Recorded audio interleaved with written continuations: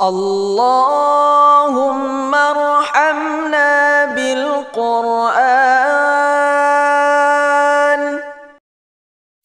Bismillahirrahmanirrahim. Assalamualaikum warahmatullahi wabarakatuh.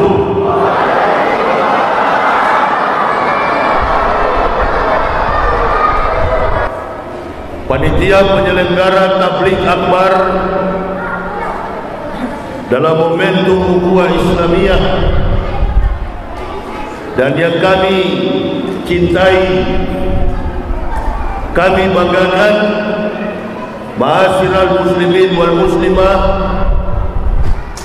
bersama dengan Ormas Brigade 08 yang juga hadir bersama-sama dengan kita dalam mengikuti pelaksanaan tabligh akbar ini. Mudah-mudahan kita semua ada dalam lindungan ridho dari Allah Subhanahu wa taala. Salawat dan taslim tak henti-hentinya kita aturkan kehariwaan Nabiullah baginda Rasulullah Muhammad sallallahu alaihi wasallam. Allahumma sholli wa sallim wa barik alaihi. Ibu bapa, saudara-saudaraku rahimakumullah, dalam situasi dan kondisi kita saat ini,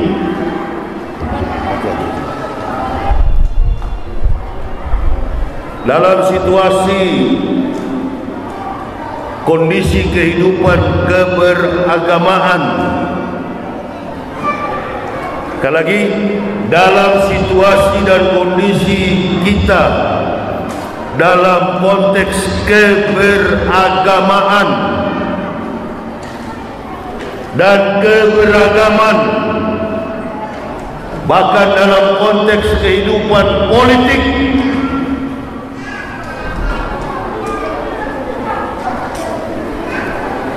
sepertinya tidak membawa keberkahan atas bangsa ini. Kita hidup di zaman yang sudah menunjukkan bahwa dunia ini sebentar lagi akan dibolak-balikan oleh Allah.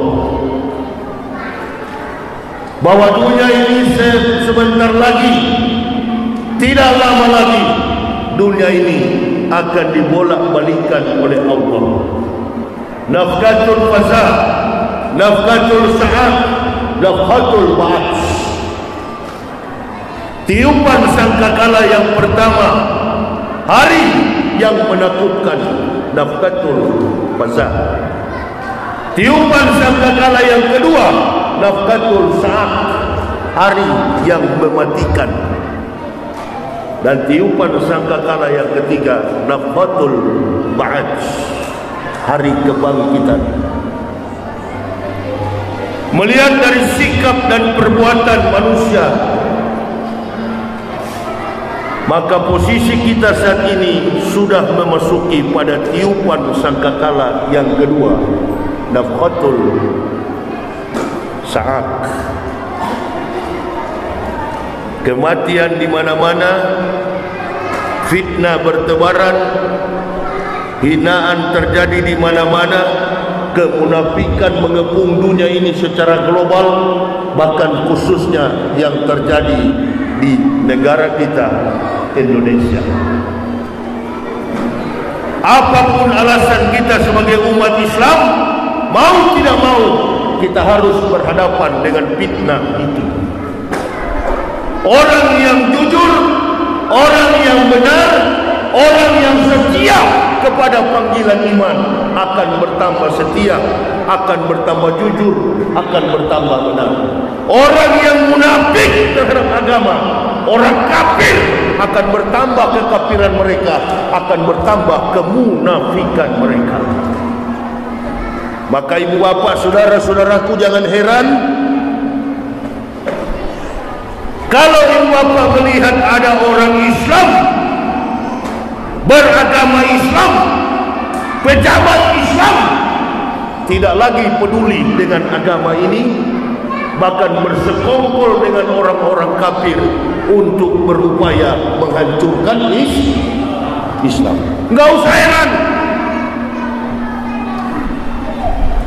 Saya berulang-ulang katakan, kalau ada orang mengaku beragama Islam lalu senang bersekongkol, bersatu, senang berteman, bersahabat dengan orang kafir, antum gak usah mengaku Islam, sekaligus saja pindah menjadi kafir. Karena komitmen kita kepada Allah, la ilaha illallah Muhammad Rasulullah, itu bukan sekadar ucapan yang keluar dari mulut kita dalam pengakuan kita kepada Allah. Itu harus dibuktikan dengan perbuatan kita kepada Allah. Iman, amantu billahi wa bima qala Allah Ta'ala, amantu bi rasuli wa bima qala Rasulillah Muhammad sallallahu alaihi wasallam. Itulah sebabnya saya kutip tadi dalam hadis Nabi sallallahu alaihi wasallam berkata, man ahya bi sunnati inda fasadi umati fallahu ajru mi'ati syahidin. Barang siapa menegakkan sunnah-sunnahku inda fasadi umati, di saat rusaknya umatku, maka mereka akan memperoleh pahala 100 orang yang mati syahid. Dalam kehidupan yang beragam begini, siapa lagi yang berani meneguhkan sunnah-sunnah Nabi? Semua ulama, semua pendakwah, semua mubalik saat ini dicari-cari kelemahannya untuk dieksekusi, dipenjarakan, bahkan dibunuh. Siapa yang berani? Yang berani adalah orang-orang yang percaya kepada hadis Nabi bahwa mereka akan memperoleh pahala 100 orang yang mati syahid. Kalau ulama sudah dituduh, kalau pendakwah sudah dicap sebagai radikal, sementara negara kita ini dimerdekakan atas berkat rahmat Allah yang Maha Kuasa, dan dengan didorongkan oleh keinginan luhur supaya berkehidupan kebangsaan yang bebas. Mayoritas bangsa ini adalah Muslim. Tapi benar kata Muhammad Abduh, al-Islamu ya'lu, al-Islamu mahjubun bil muslimin. Islam dirusak oleh orang Islam sendiri. Lagi dalam buku Muhammad Abduh dikatakan al-Islamu mahjubun bil muslimin. Islam dirusak oleh orang Islam sendiri. Orang yang mengatakan Islam arogan, orang yang mengatakan Islam pendatang, orang yang mengatakan Islam adalah agama orang Arab, dia mengaku Islam. Dia mengaku Islam. Abu Jongos, dia mengaku Islam, dia tak mengaku agama lain. Ibu bapak bayangkan, saya dari kafir masuk Islam, mati-matian memperjuangkan agama ini. Saya berjumpa dengan ibu bapak dalam hubungan apa? Kita berjumpa bertatap muka begini. Kita dari latar belakang suku yang berbeda, bahasa daerah yang berbeda-beda, satu kita sebagai masyarakat Indonesia, kita berjumpa karena Islam. Amin ya Rabbal. Kita disatukan karena Islam. Kita berjumpa begini. Saya datang jauh-jauh dari Jakarta ke sini. Tujuannya bukan lembaran rupiah. Tujuan datang ke sini adalah memperkokoh, memberitahukan kepada ibu bapak, beginilah Islam. Kalau ibu bapak menceritakan soal Islam, orang di luar sana kurang yakin, karena ibu bapak memang sudah dari keturunannya Islam. Tapi ada satu rahasia yang harus saya ceritakan, bagaimana keteguhan kita meyakini Islam itu. Dalam situasi dan kondisi begini, masih ada juga ustadz-ustadz yang berceramah soal surga neraka, surga neraka. Sudahlah, kalau orang sudah Islam itu, Islam apapun, asal dia yakin dengan 2 kalimat syahadat, tempatnya sudah di surga. Enggak usah yakinkan lagi tentang surga.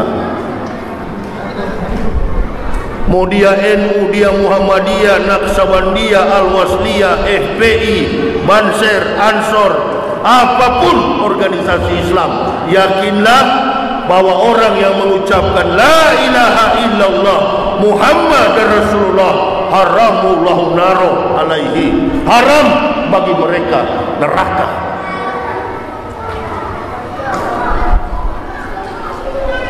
Bukan begitu lagi cara berdakwah. Tapi bagaimana dakwah sekarang ini mengantisipasi Islam itu dari kemunafikan orang-orang yang mengaku beragama Islam.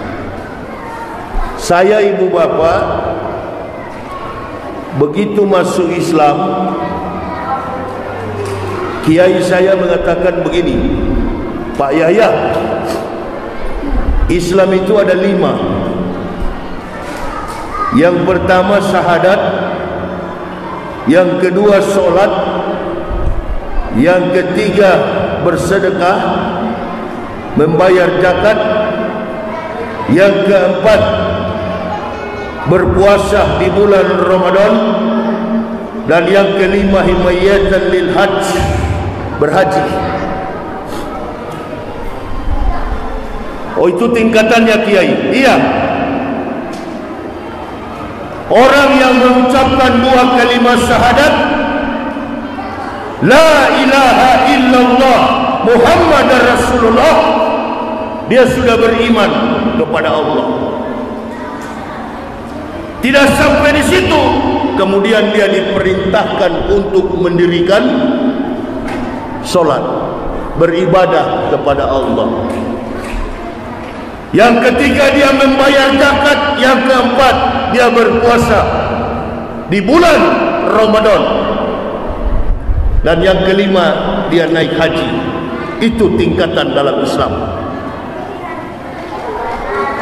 Syarat-syarat inilah yang kemudian akan terlihat dalam kehidupan umat Islam. Mana yang beriman? Mereka yang tidak hanya mengucapkan 2 kalimat syahadat, tetapi mereka menjalankan, mendirikan solat. Karena solat ini merupakan perintah yang paling utama. Yang membedakan antara mukmin dan kafir adalah solat 5 waktu.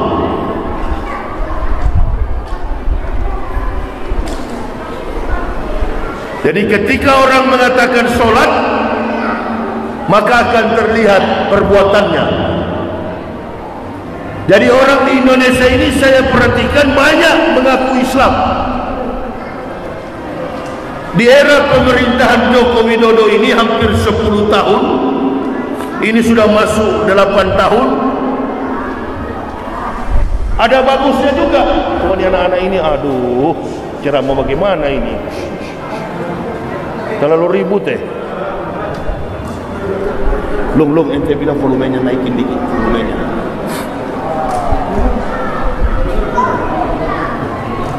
Inilah kita orang Islam tidak disiplin. Yang begini-gini ini dimakan betul-betul oleh kafir dan munafik. Dimakan betul kita. Karena dari kecil kita tidak didik untuk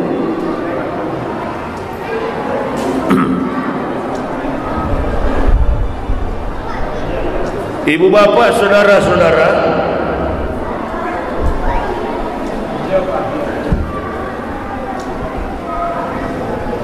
dalam situasi dan kondisi semacam ini, saya kalau perhatikan, kenapa Bapak Ibu tidak pernah berpikir mayoritas bangsa ini beragama Islam? Karena Allah sudah tahu, andaikan sebaliknya kita minoritas di negara ini, selesai Islam di negara ini. Sedangkan mayoritas saja, barisan umat Islam saat ini sudah terpecah belah, sudah tercerai-berai, sudah tidak ada lagi kekuatan, saling fitnah, saling tuduh, saling hasut, tanpa kita sadari. Pada waktu kita bertengkar secara politik, orang-orang kafir yang minoritas mulai menanjak menguasai kita.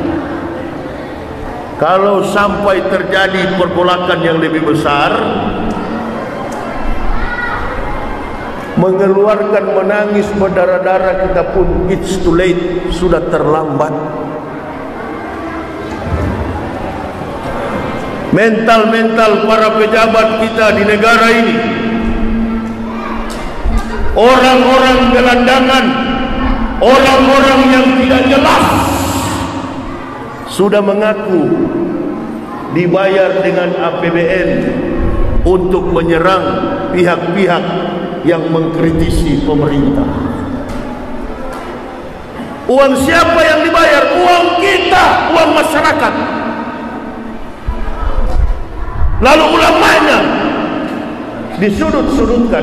Terakhir tadi saya baca berita, Profesor Din Samsudin, tokoh Muhammadiyah, dituduh sebagai sosok yang radikal.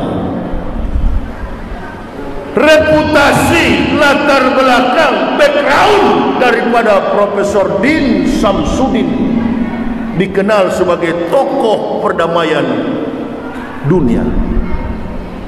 Bukan cuma wilayah ASEAN, bukan cuma di wilayah Asia. Din Samsudin sampai ke internasional, mengglobal seluruh dunia. Dituduh sebagai pihak sosok pribadi yang radikal. Beberapa ustaz sudah dipenjarakan, termasuk pemimpin umat Islam, lambang jihad fisabilillah, Habibana Muhammad Rizik Syihab. Hati-hati Yahya, kamu juga nanti. Ada ustaz-ustaz yang ditangkap pasrah, ya. Ada ustaz-ustaz yang ditangkap menyerah, ya. Ada juga ustaz-ustaz yang ditangkap baku mati, baku hantam, mati di tempat. Insya Allah ada. Allahu Akbar. Karena ustaz-ustaz ini tidak pernah menyuruh jamaah melakukan tindak pidana. Ustaz-ustaz ini mengajarkan manusia, masyarakat Muslim, untuk berakhlakul karimah, berguna nantinya bagi nusa dan bangsa, berguna untuk Islam di masa akan datang. Karena keberkahan bangsa ini bergantung kepada kaum mayoritas umat Islam. Nah, lalu ustaz mau ditangkap dengan urusan apa? Kalau melakukan tindakan pidana, tangkap. Tapi kalau tidak melakukan tindakan pidana, dicari-cari kesalahannya, lalu ditangkap, baku habis dulu kita, baru boleh. Allahu Akbar. Apalagi saya pribadi tidak pernah meminta-minta jemaah bela saya. Enggak pernah. Enggak pernah saya minta jemaah bela.